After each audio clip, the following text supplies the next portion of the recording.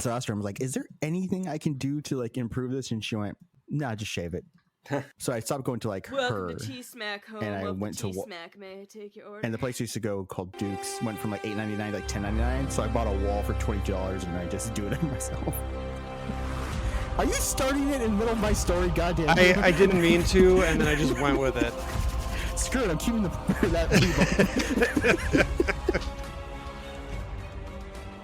Welcome back, everyone, to another episode of Talking Smack, where we talk superheroes, movies, animation, and comics. I'm your host, Josh Scar, and I am very rude today. I did not mean to interrupt Alex's story and start the show in the middle of the story, but technology does not like me, so it did its thing. Alex, how you doing? I'm doing fantastic. I'm currently admiring two people with a lot better hair than I do. I got. You can't actually see my actual hair, which is a disaster like 90% of the time. But you have it. That's true. That's true. Mine's falling out, so I gotta let it grow while I can. I've been rocking the Picard since I was like 21, so I'm gonna look about 32 for 40 years, and then all of a sudden turn 85. Is that how old you think you look? Oh, shut the fuck up. I mean, Matt and I have known someone since they were 16. They've been bald. Yep, that's about when I started. It was a similar situation where, the hair started to go out, and they were just like, I'm new into it, going bald. And as you've heard, we are also joined by Matt this week. He is joining us to talk about Fallout, the new Amazon Prime series. Matt, how you doing? I'm doing pretty good. How about you guys? Fantastic. Other than, Josh cutting me off because he's heard that story 3 times. Yeah. Well, we have to live up to the canon story that you're a tabaxi that lives in my basement. So unless you're an Egyptian tabaxi, I don't know what's happening here. I'm a tabaxi with mange, okay? I wish I had an Iago sound clip. I'm bolting. I'm so upset I'm bolting. Rest in peace, Gilbert Gottfried. Someone who can rot in hell, O.J. Simpson. So just getting that out there. All right. Okay. All right. Coming in hot. To still about 75 internet jokes. OJ finally killed the killer. Well, did OJ really kill the killer, or did cancer finally do something worthwhile? You know what? Squeeze the juice. I don't know. You guys let me know when you're ready to talk about the show, because I'm not getting this. You know what? You guys have your fun. I'll be over here. Rage! Rage! Well, before we kick me off the episode and let Matt and Alex run the show, we're going to hear from our friends Josh and Amanda over at the Super Familiar with the Wilsons podcast. We'll be right back. The Super Familiar with the Wilsons podcast. You know that family whose house you hung out in when you were a kid? The house was a little loud and chaotic, but always fun, and sometimes felt more home than home. Well, that's us. We're the Wilsons, and we welcome you into our podcast with silly chat, ridiculous games, and interviews with interesting people. Like a spin doctor. The Super Familiar with the Wilsons podcast. Welcome home. And we are back. We're going to talk the Fallout series. I am actually probably going to be fairly quiet in the discussion of this because I'm a bad nerd and I don't like Fallout. So Okay. All right. I'm sure Matt and Alex have played a little bit more than I have. I believe I played the intro to Fallout 3 because our buddy Josh Shu, he had his whole gaming setup in his basement and I saw him playing it, and like the slow motion sniper shots and kill shots and stuff was really cool. And I liked what I saw when he was playing it. And then I booted up the game on my Xbox or my 360, and I was just bored out of my mind within seconds. Well, yeah, and Fallout 3 is like a notoriously like bad and slow moving opening where you're like it literally opens with the cliche of like, where does the story begin? Oh, it's when you're being born. I don't know that I would say that there is like a great game in there. It's definitely a game that I lost a bunch of time to, but it does take it's telling that a lot of mods are skip the intro sequence mods if you play on PC. So I guess, should we kind of get into like what the show is, in case anybody like is listening and isn't aware of like? Yeah, I think we're that's doing? a great place to start. Yeah, so I mean, first it's Fallout. It's based on, as we've alluded to, a long-running series of video games, which, if you don't know, those are basically open-world action RPGs that take place in like a post-nuclear wasteland where within the world there are these underground installations called vaults where like people from before the apocalypse went in with the assumption that we're going to live here, and then eventually, maybe a few generations from now, we will emerge from and repopulate the world, retake the world, whatever. In basically every game, you are playing as a vault dweller who is emerging into the world for the first time for some reason. Some impetus pushes you up to the surface. Fallout is, it's an adaptation of that series, although it's not adapting any of the specific games, is a similar setup where It's important to note that it's also set 25 years after, I believe, Fallout 4. The producers of the show, which include one of the game developers or the game directors, they wanted to make sure that the show was not tied to any specific storyline within a game. yeah, and they didn't want to set any continuity errors. So they set it deliberately 25 years after the latest game that came out.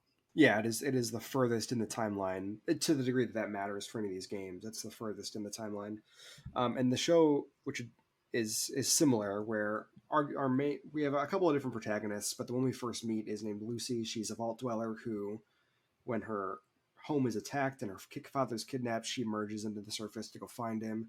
But she's not the only protagonist. There's also Maximus, who is kind of an initiate in this techno-fascist like military cult, the Brotherhood of Steel, which is what the big suits of armor that you see for all these games are.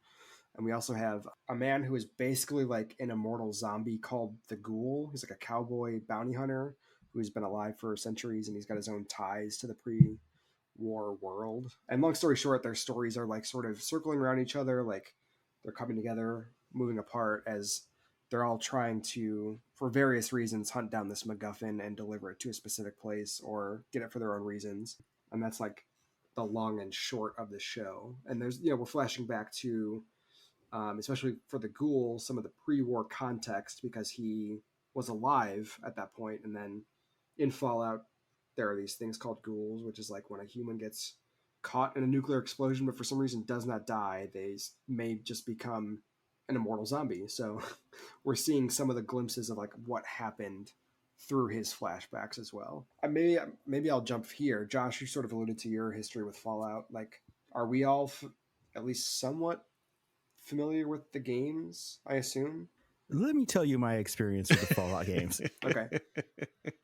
Back in the day, there was a system called the PS3, and my friends had told me how Bethesda was fantastic at RPGs since I love the Final Fantasy games and all that. So I got Oblivion. You can't see me, but I'm doing this, listeners.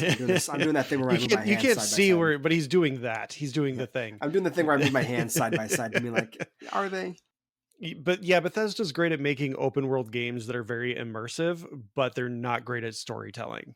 According to our mutual friend Josh Shu, Bethesda makes software that then people fix to have a game actually play. So I had Oblivion, which is famously the worst format to buy it on is the PS3 because they never finished patching it. On the PS3, a famously difficult system Yes. for some people to develop for, yeah. I got New Vegas. So many game-breaking bugs that I never finished it. I couldn't. So I was like, okay, I've been burned. And then my friends were excited, and they're like, hey, listen, you should get Fallout Shelter. I'm like, okay. Which is just a iPhone game, which I did not have an iPhone, that was monetized, and they let me play it sometimes. And I'm like, this is the game. And they're like, no, it's actually kind of like got a lot of lore stuff. But I haven't played the other games. It's like, okay, cool. And then they're just like, hey, listen, there's a new one coming out. It's fantastic. I know you like Star Wars: The Old Republic. You want an MMO, you're going to go for it. We're all getting Fallout 76. I'm like, okay, cool. Fantastic. I will get it. Now, I was going to get it on my PS4 because I didn't have a great gaming rig at that time. My gaming rig could run The Old Republic well, but it couldn't, so I was going to get it. A week later, they're like, dude, this is the worst thing that ever happened. They don't even have good NPCs. There's no story. All this stuff is like, don't get it. I'm like, okay. I then was looking at them and I'm like, what should I actually do to understand and get this world now that I've been burned by this company 4 times? And they're like, how about we just send you memes and story stuff? I'm like, okay, I can do that. So I understand, Pet Boy. I understand you pay with caps. I understand I took an arrow to the knee. I understand what the world and concept of Fallout is. I find it fascinating and wonderful. And in about 16 years, when Fallout 5 comes out, I will gladly, day 758, once all the mods have fixed everything, play it. When you have a gaming rig that is too powerful to run it. And I might be able to run it with, Ultra HD 16K graphic quality. I am aware of the games. I've tried playing the games. But every time I've come close to actually being able to immerse myself, Bethesda said, here's a middle finger, please give us money, and I have failed. Yeah, that's interesting. Real quick, while I'm thinking about it, I did not name any of the stars of the show in my rundown, and I apologize to them, who I'm sure are listening for that. They better be. We've got Ella Purnell as Lucy, who has the largest, most doe-eyed, I am a sweetheart, please stop hurting me. Look, they went, Alita Battle Angel? Do we have somebody who almost fits that without the CGI? Her first introduction, she gives us her stats, which is fantastic. I'm skilled at this. I'm skilled at linguistics. And then the very next scene, because she's looking for approval to marry outside of the vault because she's related to too many people in the vault, she says, I can't believe I'm going to get married. After 10 years of cousin stuff, I get the real thing. What is cousin stuff? You know what cousin stuff is. They basically say it. Anyway. Alex, you don't know need exactly to what be it means. Explicitly said. Okay, that's creepy. They're like 25th generation vault dwellers. What else are they going to do? They do basically say that's it later. weird. Because, yeah. There's They did not need to say that in the show. Well, they say it a couple times over the course of that first episode. It answers the question that nerds are going to have. So you just get it over with. They're hanging a lantern on it. Anyway, I was trying to do an aside about the stars of this show before I talked about my gaming experience. My apologies. 15 fucking minutes ago. You're talking about the stars of Fallout. I thought you were talking about like me and Alex. Like you're going to talk about us for a second. Like, why is he? Oh, people have been listeling. The 25 people talk about it. That's interesting. That's interesting that when I say stars of the show, your mind immediately goes to 2 of the people on this little round table, but not the other one. You're a semi-regular co-host, Matt. You're not here every week. Matt, Alex and I are on a pretty good streak of 13 or 14 straight weeks. No, sorry, I missed a week and Justin joined in. We had a good streak going. Okay, to be fair, I'm on a streak of 17. You're on a streak of 15. You gave me that week off. Do I or do I not have one of those little cartoon avatars? Is my question. Do. Of course you do. Okay, so it's maybe adorable. Just think about that when you're thinking about the stars in your mind.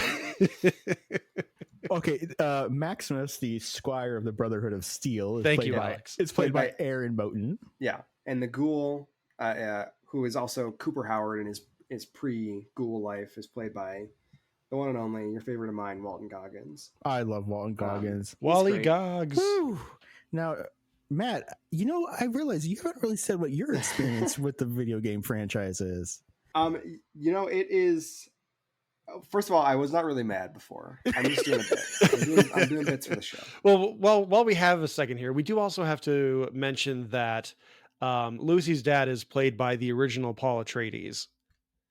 It's played by That's true. Kyle MacLachlan. Let's say their name. Let's say their names. But he was Paul Atreides in the 80s Dune movie.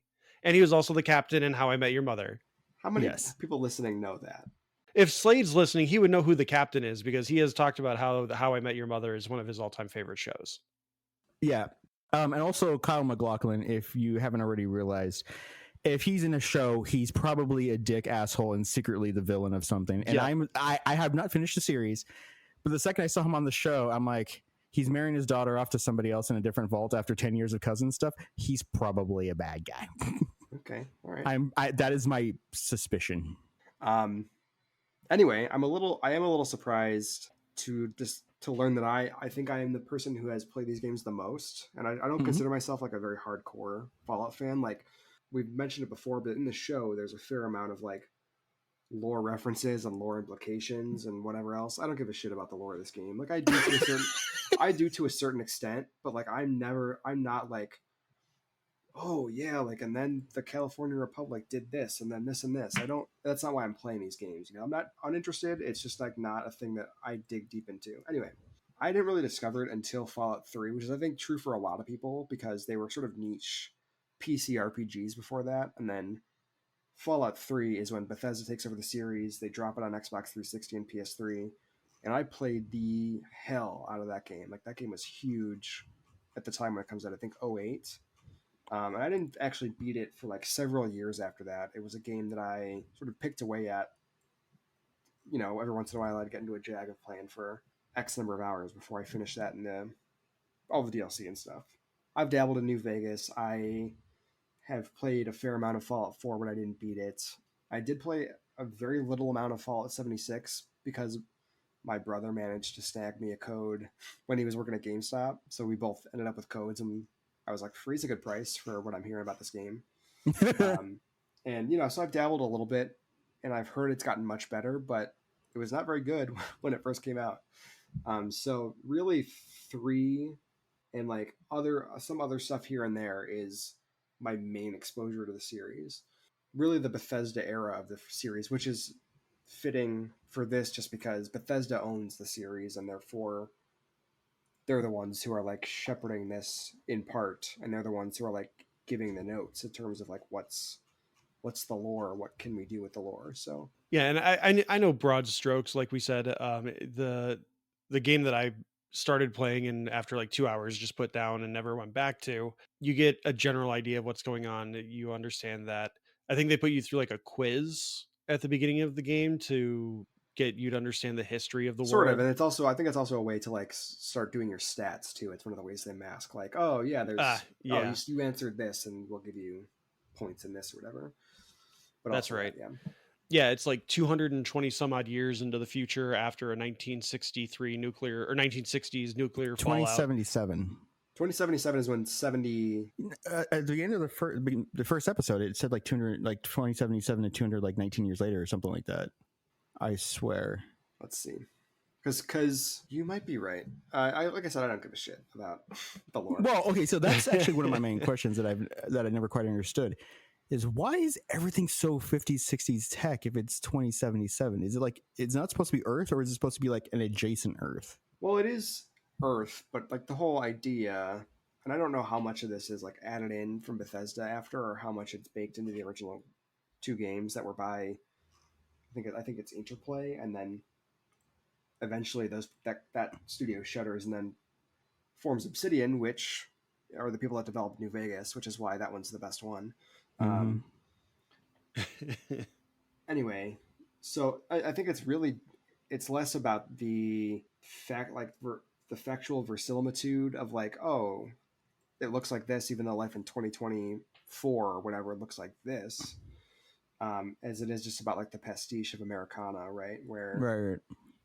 So I think it is like, to the degree that any of this is like understood to be our world, I think it is like not supposed to be like some alternate timeline, or I guess it would be an alternate timeline, whatever, but it's like not supposed to be like, oh, some other planet somewhere. Yeah, I guess it'd be more like a Jetsons kind of future where we never really outgrew the 60s or the 70s, or that became the new thing in like 2040 when they started building things again and just kind of stuck around. Which I apologize, I didn't catch that it was set in like 2077.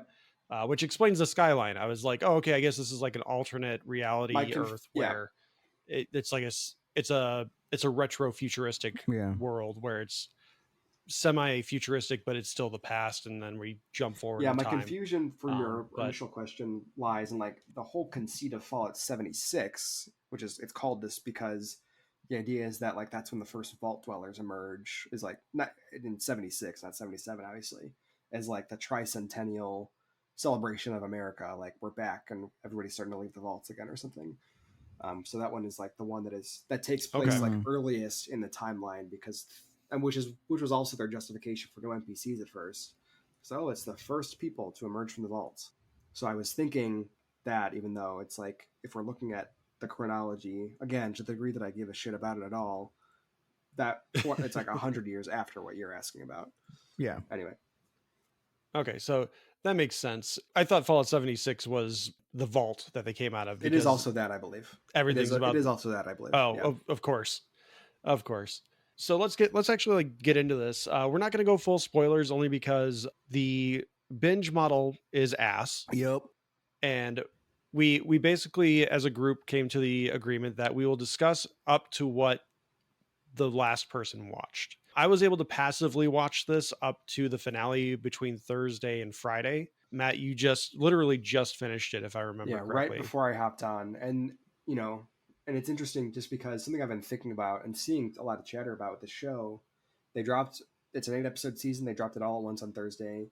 A lot of people are like, there is no reason to have dropped this all at once. I think it was like, all the big sites that do write-ups, like EA Club, Vulture, things like Variety, whatever, 24 hours later, they're doing their like finale recaps, right? Yep. Which is like, people are going to forget about this show in a week when like people are really digging it. It's got some momentum right now. That could have been sustained over 8 weeks and could have had people talking about it for 8 weeks, but you decided for some reason to dump it all at once. And I don't understand why. I think maybe if they did like a month where they dropped 2 episodes per week, I think that would have been sustainable for them. Sure. But through my experience, I don't know that this show up until the last like 3 episodes really holds its water, that this would have been a really good week to week viewing experience. Like it's not entirely fair. It's a very different style of video game adaptation.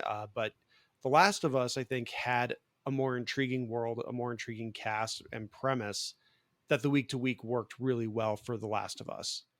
Sure. Where this one, like I said, I think if they did like 2 episodes per week for a month, I think that would have worked out really well for them. But just dropping it all at once, I think, allows people to pace themselves into whatever they feel like watching at the time. Because I feel like my Thursday viewing, I ended on episode 5. I think I like just started and I had like 45 Josh, minutes. they dropped that shit at like 7 p.m. I know. Was it Thursday? Yeah, they dropped it like 7 p.m. Wednesday night, like Pacific time, Wednesday night. And then, so it was available Thursday morning. Are you staying up till midnight to watch this? No, I watched it during work. I said I watched it during work. Take care of yourself, man. I did. I watched it during work, so the work wasn't killing me. Well, I wasn't listening when you said that. Segment sending to Josh's bus. I said passively when we started. I passively watched. But I started episode 5 with like 45 minutes left in my shift for work. And I was just like, I can stop here. I have no desire to keep going. I'll just get back to it. And then thankfully, the next morning when I got into a good spot where I could passively watch again, the last 3 episodes really ramped up. And I was like, okay, yeah, no, I'm in for this.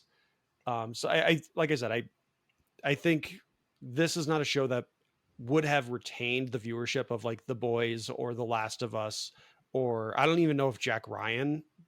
I don't know what their retention numbers were, but this, I don't know that this is a general audience can approach this kind of show without a recommendation. Like I told my in-laws, like, oh, definitely check this out. I think it's right up your alley. At least my father-in-law, and my mother-in-law would probably just like passively watch it while she scrolls through whatever on her phone.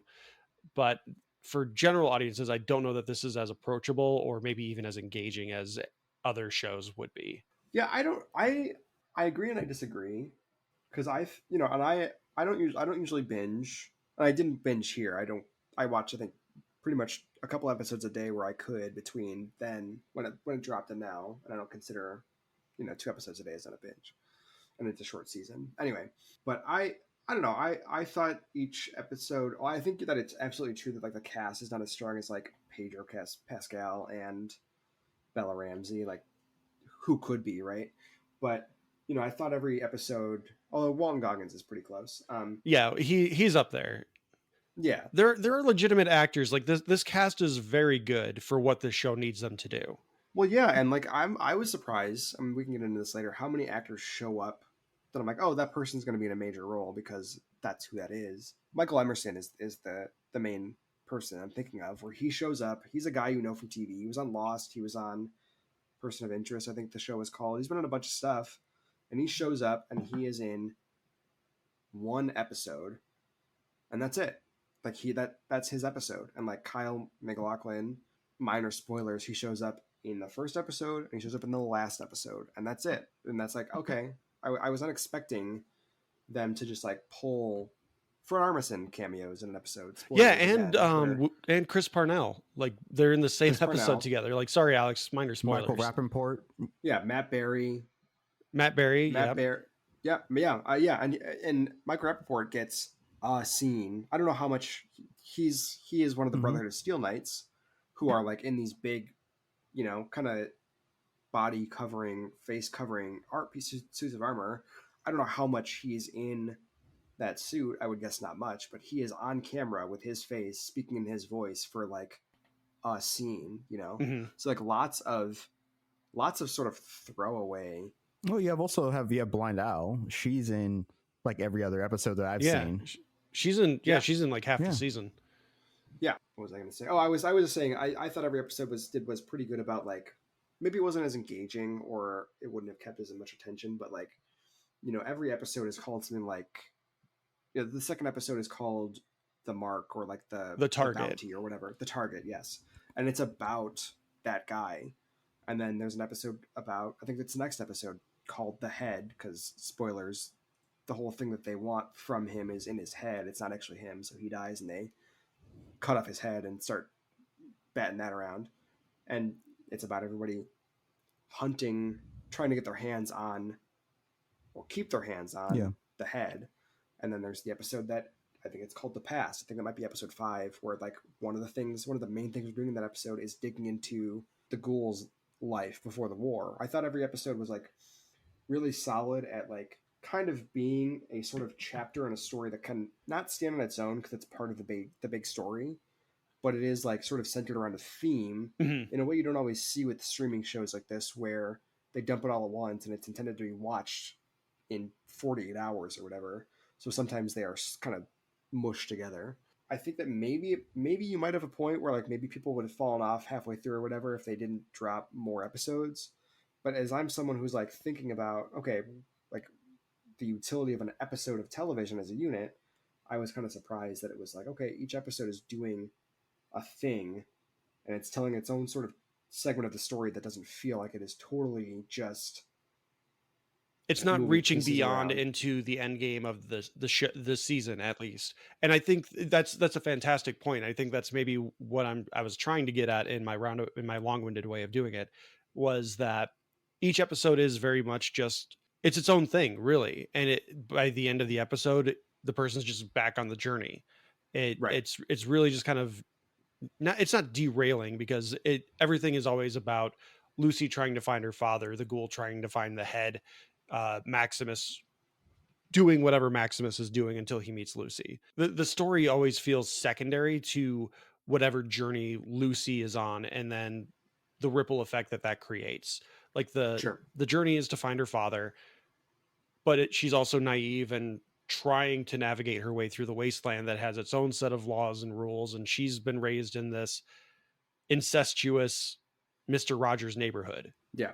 So it's more about Lucy and her journey as a character than it is about the MacGuffin and getting to the end game.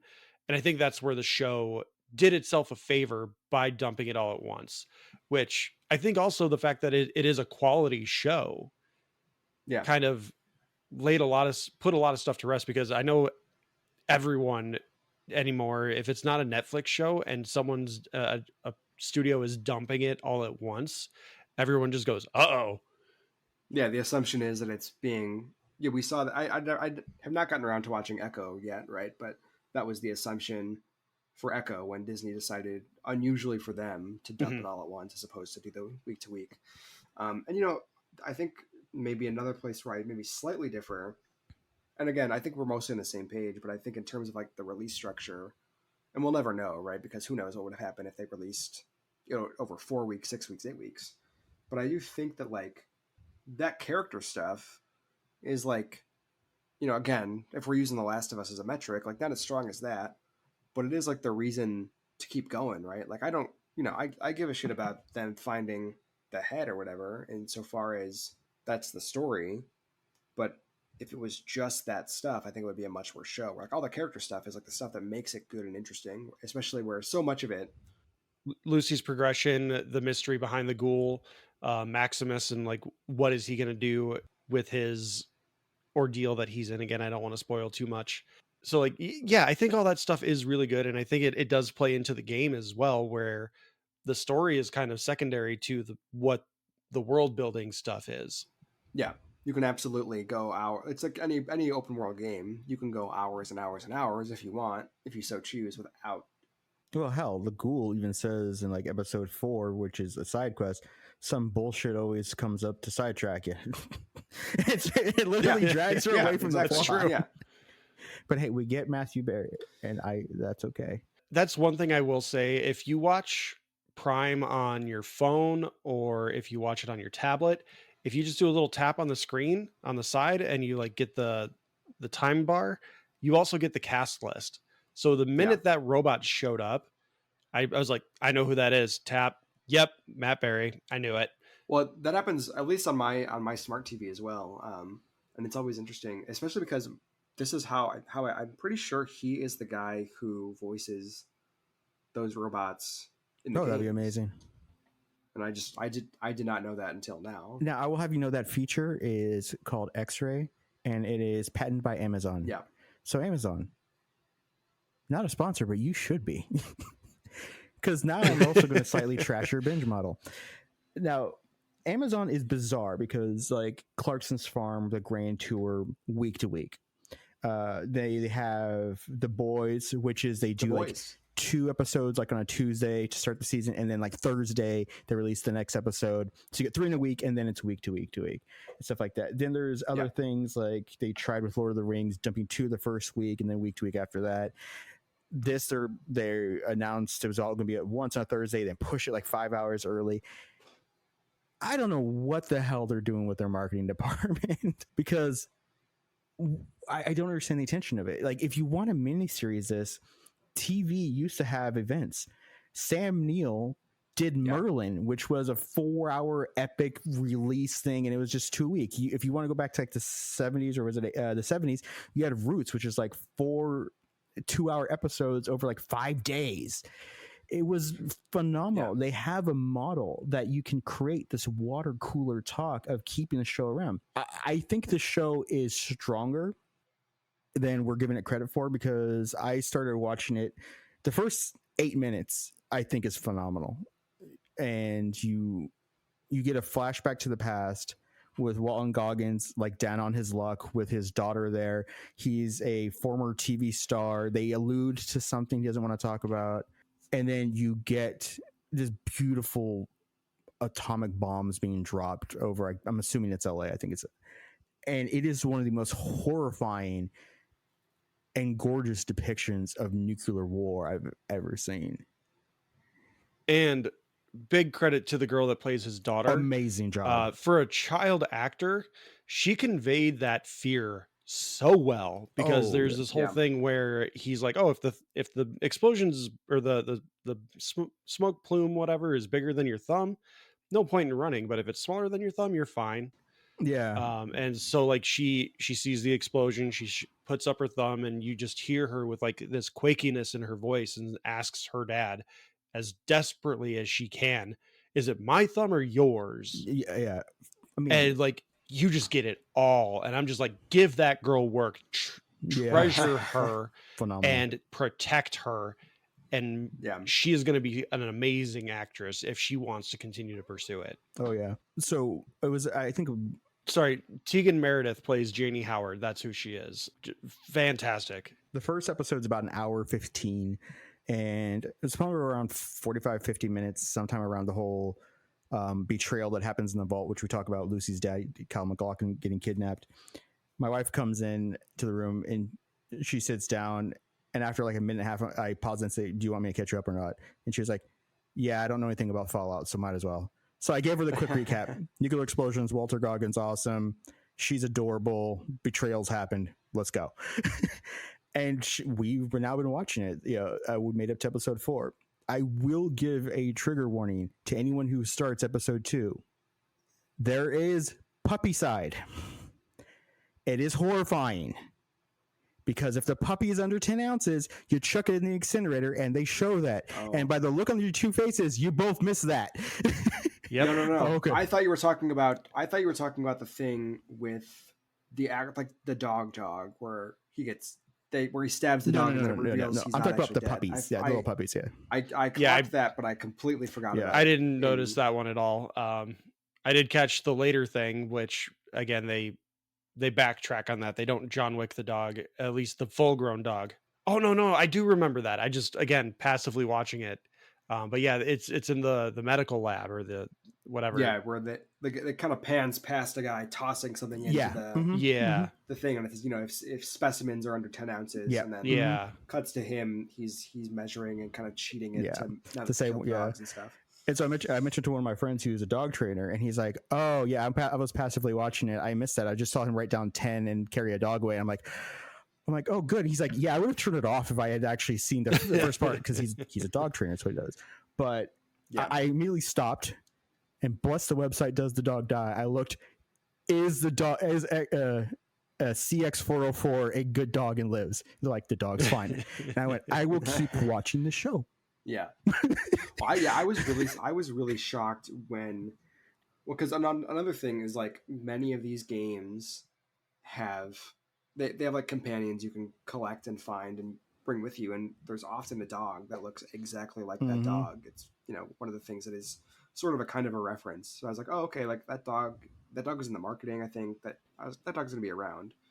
And then when he gets stabbed, when he's stabbed by the ghoul when he attacks the ghoul, I was like, oh shit, they just killed that dog. I was not expecting that. And then later he like gives him drugs and the dog like, I'm alive. The most amazing drugs. Him an HP potion. Yeah. Nice stim pack. All of a sudden the dog literally stands up completely healed. I'm like, I need a stim pack for like my right knee, my left elbow.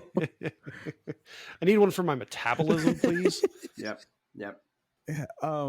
But Alex, sorry, I don't mean to keep backtracking to like the binge model, but you raise a really great point that we've talked about ad nauseum here, which is the binge model it creates an uneven playing field. Yeah. Because like I sent a tweet to you that really pissed me off because it was like less than 24 hours after the show had dropped on Amazon, and someone tweeted out, finally finished watching Fallout. Like it's less than 8 hours of viewing. And it's been out for 24 hours. And if you have nothing else to do, like, what do you mean finally? It's been out for a day. Not even. Like, chill the F out. And losing that cooler moment where you get to have a conversation about an episode that happened. Like let's just say more recently, House of the Dragon or The Last of Us. Like because it's week to week, you have to talk about it with someone, and like everyone's on the same playing field. Everyone's seen the episode. And if someone's like a day behind, they'll watch it like on Max or whatever within the next day or two. Mm-hmm. In this, we're already on an uneven playing field. Matt and I have finished the show. Yeah. Alex, you're on episode 4 or 5. Yeah. So like, yeah, we have to restrain ourselves to make sure we're not spoiling anything for you. And because we're good friends, that's what we're doing. But appreciated. If you're trying to talk to someone at the water cooler and they're an asshole, they're going to, oh man, the Statue of Liberty from Ghostbusters just showed up at the end of the episode, and now they're going to New York to do some bullshit. Yeah. Well, it's interesting because for me, it's also the way I avoid those water cooler conversations is I just work at home. So the water cooler is me and myself. Anyway, but like scare yourself with your reflection in your fridge. Yeah. I remember when I think I caught the last 2 seasons of Breaking Bad when they were airing as opposed to on Netflix or DVD or whatever.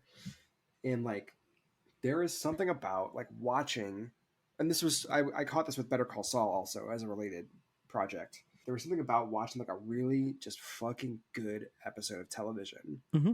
And then for the next week, maybe longer, if it's like a season finale or something, it just sits with you, right? Oh, And yeah. you find yourself thinking about it like days later. And you're like, oh man, that fucking ruled, or oh, I just thought of this that recontextualizes this scene or whatever.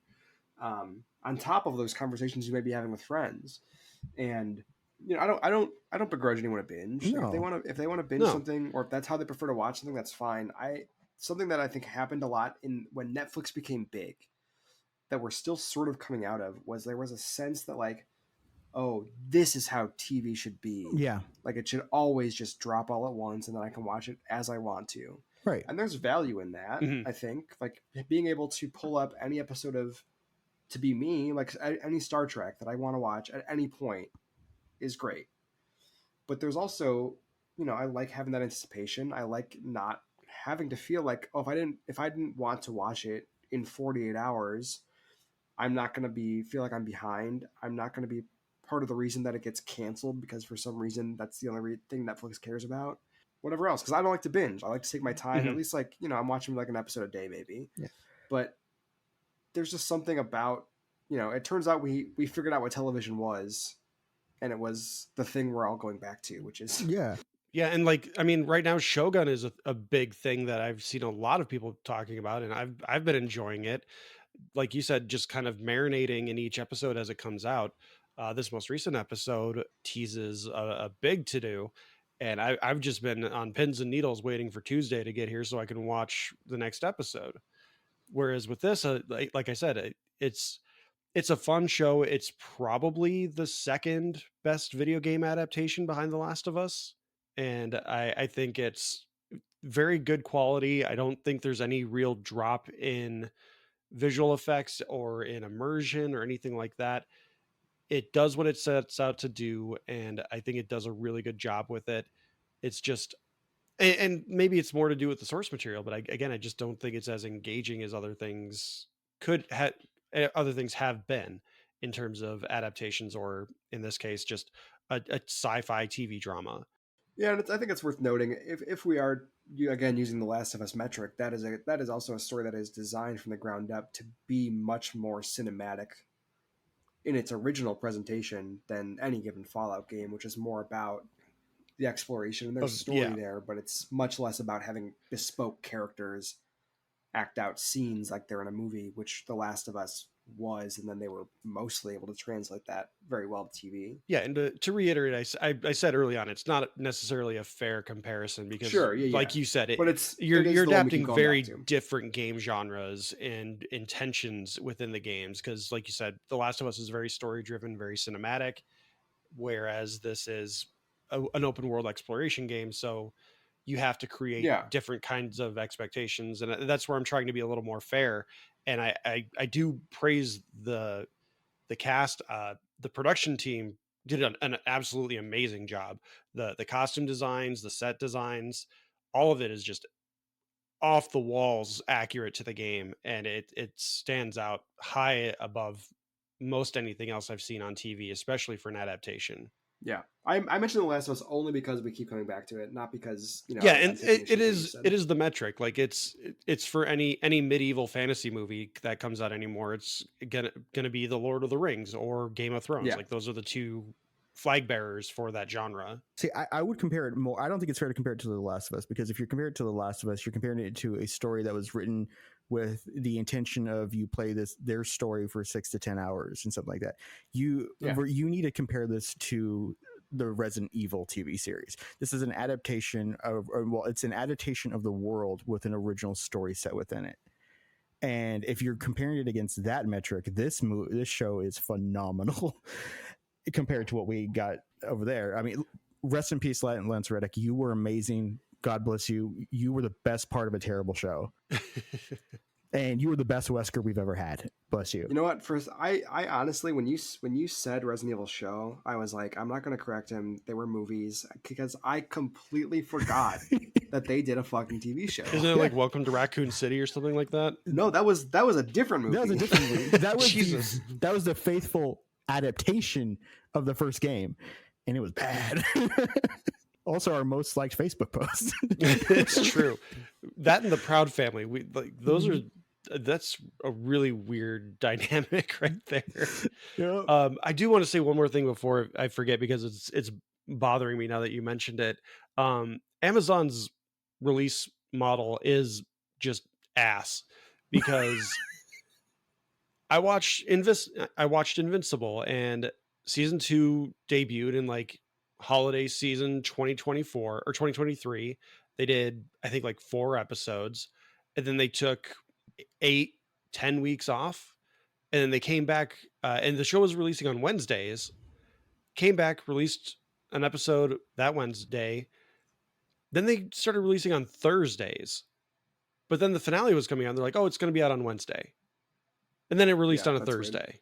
Yeah, that's weird. Yeah, that's weird. Well, and like you mentioned, this show, like I think it got pushed up a couple times, and then even the day before it came out, they're like, "Oh, by the way, we're releasing it tomorrow instead of when we said a day later." I would love to know what drove that, whether it was the perception that it was bad, and they're like, if we don't release it sooner rather than later, people are going to think it's bad because we're dropping it all at once and it's just growing.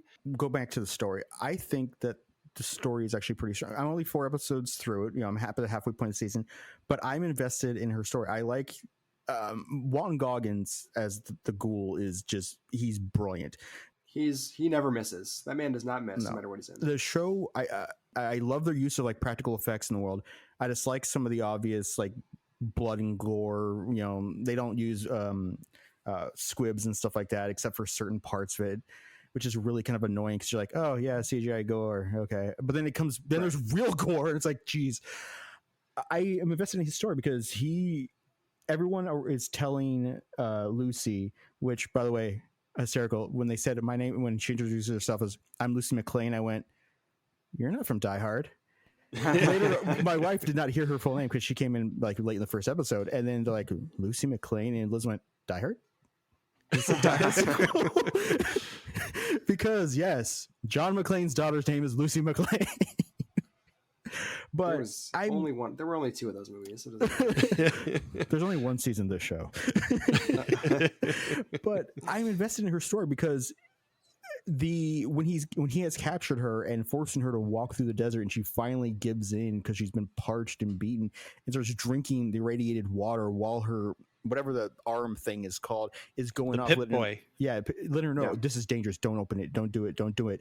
And she's just downing it all. While even he did not actually drink it, because it cuts to the side. He's actually kind of pouring it down the side of his face. Even he won't drink that shit.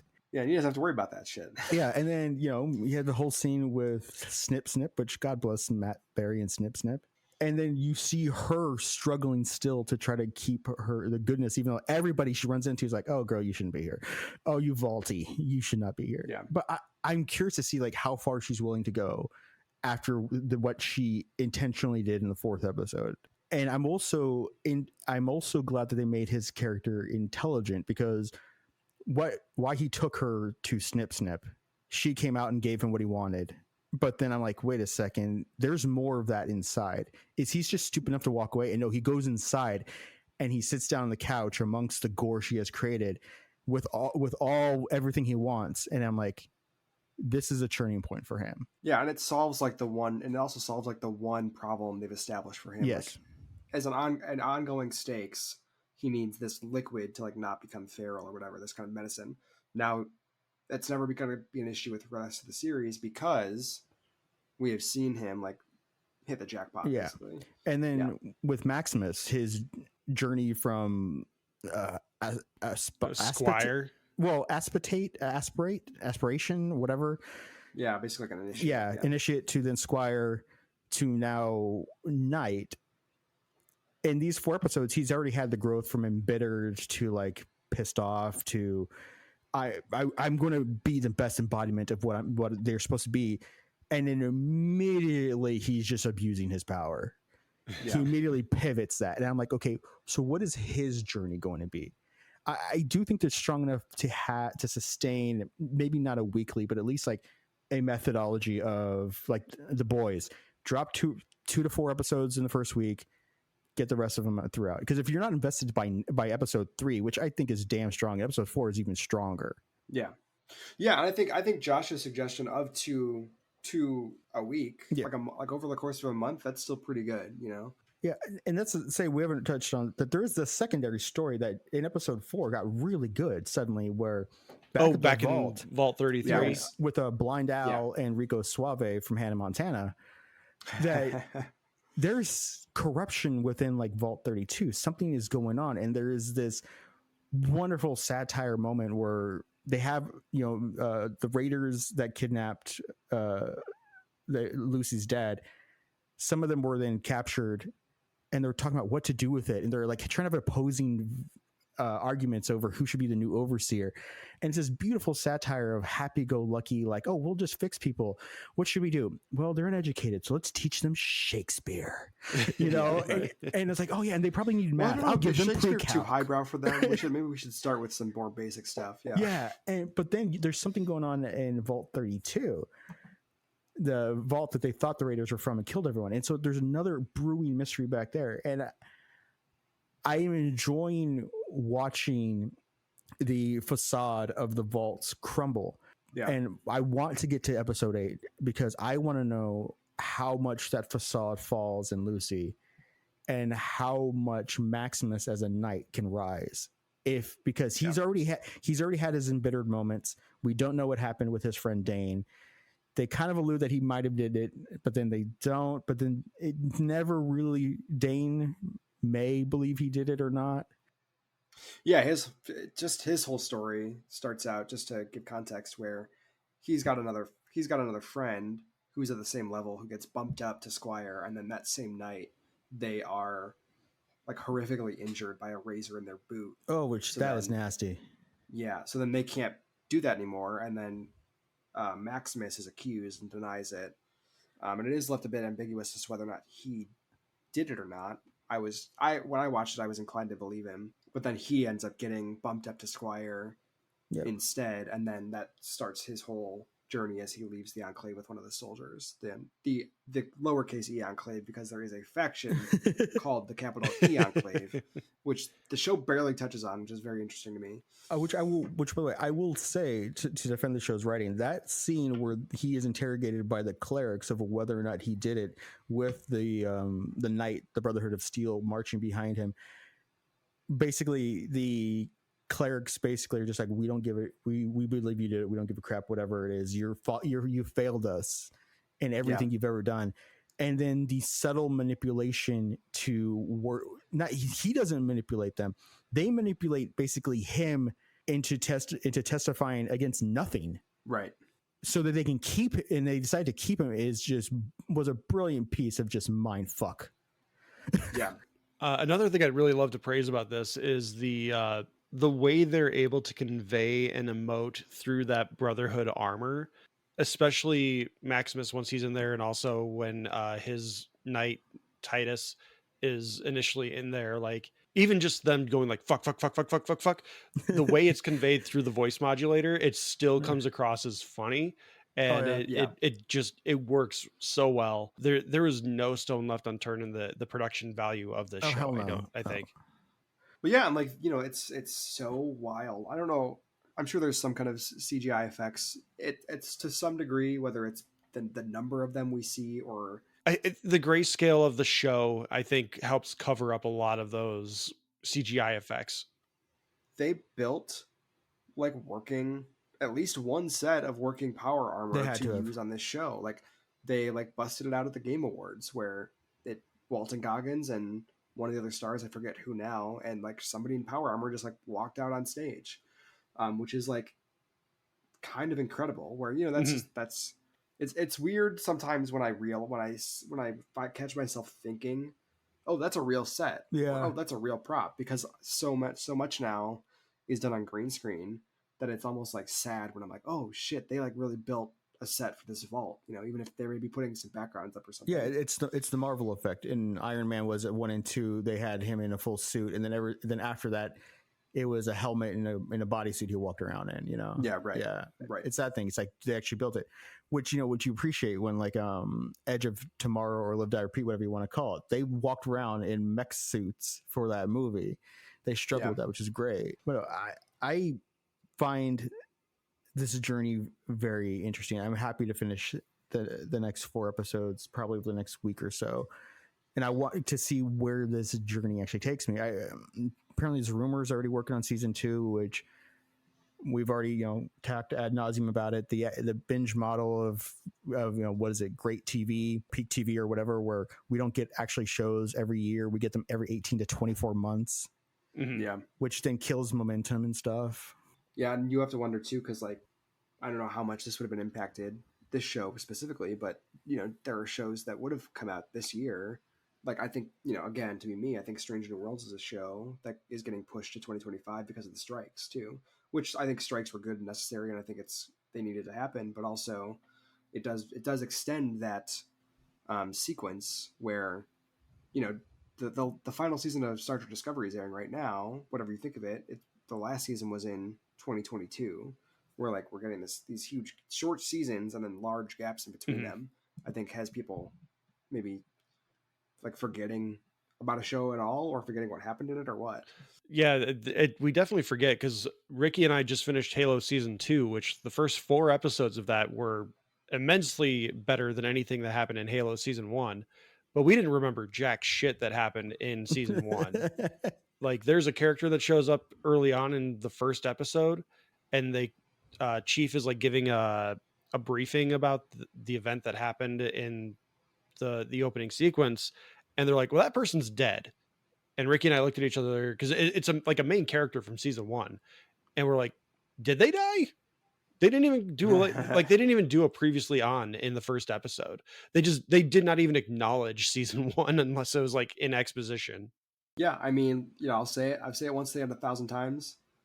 We figured out TV in the 90s, and we're a fallen society. TGIF, man, this is the best time ever. I'm really curious, and this is kind of thing that I don't think, maybe it's probably not worth like a second episode of this, but I'm curious to hear your thoughts when you finish this. I'm not saying this because I think there's anything like incorrect that you're saying that I'm trying to subtly tell you, but it was so interesting realizing It's more in the overt. back half in the back half of the season, one of the things that was interesting to me was the ways I was realizing, a lot of like thematic through lines for the various characters that are very similar. Yeah. In ways that maybe are not, at least for me, maybe I was missing some stuff that were not as obvious to me until it was like maybe a little after the midpoint. I was like, this character and this character are kind of on similar trajectories, but in different ways, in ways that I may not have realized in those first 4 episodes. And I wonder if that will like how that will hit you. Yeah. No, if Josh is up for it, we can do like in a few weeks or a bonus episode or something. I'll gladly come back and watch it again and like relitigate just to see if my opinion of I think it's, in terms of storytelling, I think it's an above average show. I don't think it's fantastic. I don't think it's anything that, again, is going to grab the zeitgeist, but I do think that it is something that could gain a cult following. It's a very good adaptation or interpretation of a video game world. Yeah. And it does the one thing that I love, I want more out of in video game movies and adaptations, is it just puts you in the world. It doesn't create some weird, stupid contrivance of this was the real world and now it's this, or now you're in this world. Yeah. And I mean, I think so far the early buzz, which is I think another reason that the distribution model was so on top of mind, is that the early buzz from people who are seeing it is like extremely positive, which I think one of the reasons people are like, there's no zeitgeist for this show, because the model is such that all the conversation, like all the things that might fuel conversation, like people writing articles about it, people writing recaps of it, is done in 24 hours. Like that guy who like finally finished it on Twitter. Yeah. Things like that. So like it's interesting because it's such a well-received show, but it feels like its moment is going to come and go really quickly because of the way it drops. Yeah, and especially because The Boys comes out in early June, and that's going to just dominate Amazon's views. That's their big show. Yeah. And I would definitely be interested in if there's like a bonus episode, but we could also talk about it offline. Our lives don't have to be content. Yeah, I mean, if you boys want to get back on mic, I'll get back on mic. If we need content for anything, or we just want to relitigate anything, we could always just do it on the Discord as well. Yeah. Yeah. Ooh, Ooh, boy, the Talking good. Smack What a Discord. great segue. Have Yeah, you so all joined I mean, it before yet? we finish the segue though, we do have to give the ratings, which is I will say this is a must see. I think this is a show that, like I said, it'll gain a cult following because people are recommending it and people will enjoy it. Yeah, I mean, does anyone else have like final thoughts before if we're wrapping up? No real final thoughts for me other than that. Like, if you guys want to share your must sees and or passes and final thoughts, that way you can do that. Yeah, Alex, I feel like I talked a lot. I don't want to like step over anything. If you make sure you get everything you want to say. Oh no, so. like I said, I'm 4 episodes in. The characters are strong enough and the stories are strong enough that I want to finish this out. I find the world engaging. I understand, I can't do the Leo point thing with everything, but the world is fascinating. Like even like the little moment where Maximus's suit gets damaged, so he has to have one part fixed, and he goes to this lady who talks with this like kind of voice box kind of thingy sound. She tells him, I need, 5 caps. He has 4. So he goes and sells a tooth, comes back. He's like, oh, because this is a rush job, I'll give you 6. And she literally just with soldering iron goes, hands it to him. I'm like, that is perfect. That explains everything about this world. Everybody's there to eat you alive and everybody's there to fuck you over. And it is one moment. I don't think we ever see that character again on screen. Nope. Yeah. But it explains the world and I love it to death. Yeah, that this is a world that everything around it makes sense. They have yet to do anything that continuity breaks what they're establishing of Lucy, Valty. This world sucks and you shouldn't be up here. And I dig it. Yeah, you're halfway through now. Do you have anything? Do you have any guesses or any predictions or what do you think is in store, or like what's your guess? And maybe whether we come back for another episode or not, you can look back and think, oh, I was really right about that, or really not. I already know the dog lives. That's all. That's what really matters. But I'm going to assume that towards the end, Lucy is challenged. The journey is about Lucy's conceptions of the world being challenged. I will make a prediction though. I think this would happen. Lucy will actually say fuck. She said gosh darn. she says damn it. She says okie dokie.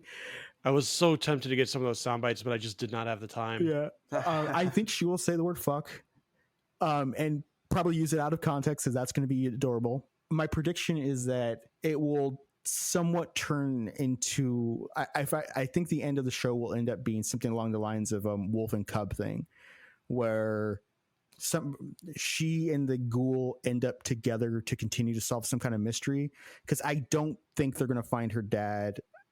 I mean, I think she finds her dad, but I don't think she resolves the entire story by the end of this. Like, I don't see like Moldover seems they have built up too much around her to have her be defeated like season 1. I think she probably loses. Then escapes to fight another day. And I think, and I hope that the last shot is like Moldova as the ghoul, Lucy, and CX404 like running off together to go find an adventure, to go find her or something. Okay, all right. Kyle MacLachlan, I just think you don't cast him unless he's an evil guy. That's just his role. I'm also hoping that Maximus actually, it ends with him trying to better the Brothers of Steel, because he had a great little moment with his sire who used to be his bully. And so I'm hoping like the two of them like somehow bond together and maybe try to break the cycle of I beat the shit out of somebody beat the shit out of me, so I beat the shit out of somebody, so now somebody else needs to get the beat shit out of them. That, the way he talked about his cycle of life. I hope that they're able to kind of like forge into the Brothers of Steel to do something good. Those are my hopes. But then again, this show has showed me that, you can cut people's legs off and arms off, and I will praise them. They did something Game of Thrones never dared to do: a main character with a missing nose, because Peter Dinklage was supposed to have a cut off nose instead of just a gnarly scar.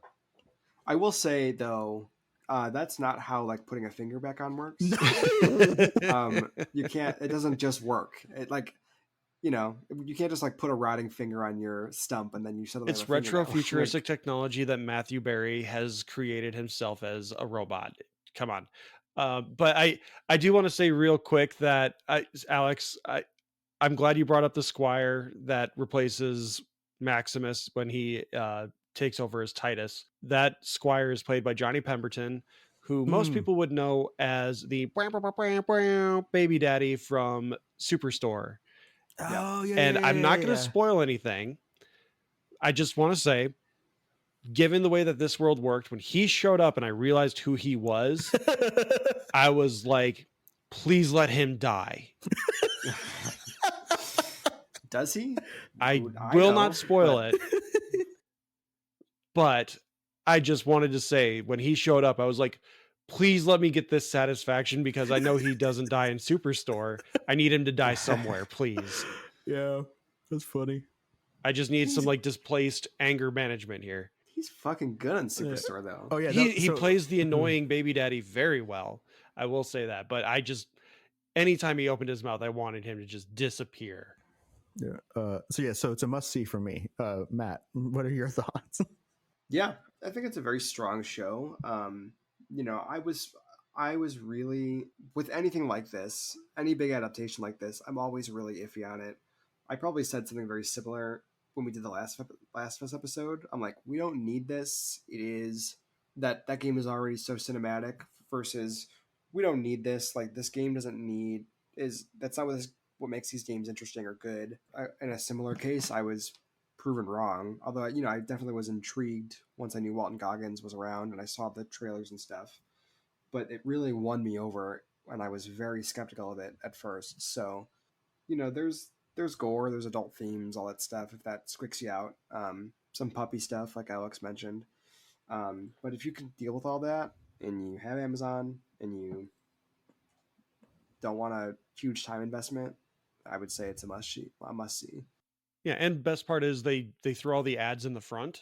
They're like, "Oh, this sponsored by your." Don't get me fucking started on that. If that's good, they shouldn't be there in the first place. Yeah, interrupting is the worst. So I was appreciative at least that they were like, "Oh, this episode brought to you by this place, ad free for the rest of the episode after 45 seconds. Here you go." So I was appreciative of that. I'm glad I pay $120 a year so they can try and sell me Samsung phones beforehand. All right. Well, Matt, please, we already kind of segued and we de-segued, but let everyone know about the Discord. Yeah, Discord, big old chat room where it's basically this, but in text form. So if you're into that, if you like me, never shutting the fuck up, and Alex always trying to get a word in edgewise, then that's your place. Maybe that's where we'll take our final thoughts once Alex finishes. Maybe it'll be another episode. But if you want to make sure you get it, no matter what, join the Discord. We're nice. We're fun. You know, don't tell my boss, but if I'm at work, I'm probably looking at the Discord. And I'm not being passive. Alex, let everyone know about our sweepstakes that we're running. We are running a sweepstakes right now that if you give us some good fight submissions for episode 150 that's coming in June, we will send you a free code for a copy of Marvel Midnight Suns. You'll be entered in for a sweepstakes. Sorry. Yeah, sorry. We're not giving everyone a copy. Sorry. Yeah, you'll be entered into the sweepstakes for a free copy of, was it Marvel Midnight Suns? Yes? Yes, a Steam copy of Marvel Midnight Suns. Hey, can I ask a quick question? Can hosts get in on that? Can, like, the stars of the show? Well, I mean, Alex and we don't need it, but I mean, right. semi-regular co-host maybe. Yeah, right. Yeah, okay. Yeah, if you have an avatar. Yeah. You can follow us on social media at Talking Smack Pod on Blue Sky, Instagram, Threads, Hive Social, Post News, Facebook, YouTube, TikTok, Lonnie's website. Alex, who's doing our remix? You know what? In honor of everything, the remix is being done by Lucy McLean because I'm pretty sure music is one of her talents. Yeah, she wanted to be a pop star in the fourth one, didn't she? Yes.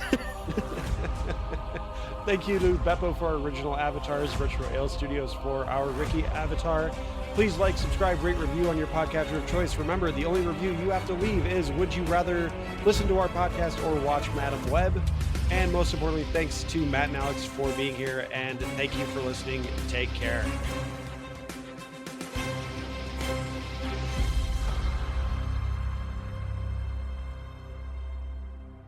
Watch Star Trek then Fallout. I mean, I'd watch Madam Web. Who loves T-Smack?